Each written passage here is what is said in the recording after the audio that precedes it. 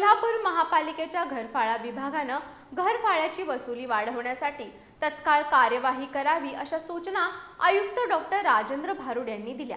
आज त्यांनी घरफाळा विभागाच्या वसुली कामाचा आढावा घेतला।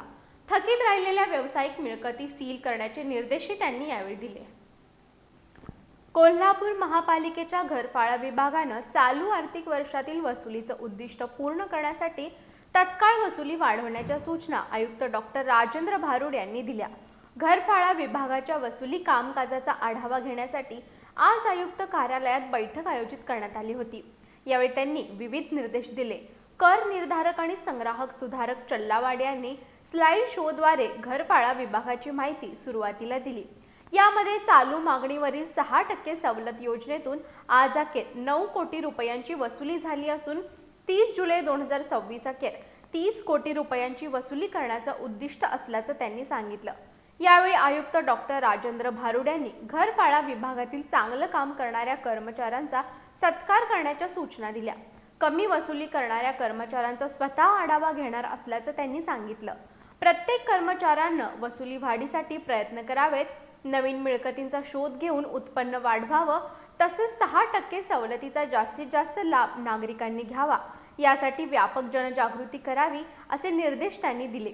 थकबाकीमधील दुबार नोंदीची प्रत्यक्ष जागेवर जाऊन तपासणी करण्याच्या सूचना देऊन थकीत 73 कोटी 77 लाख रुपयांपैकी किमान 20 ते 25 कोटी रुपयांची वसुली यावर्षी झाली पाहिजे।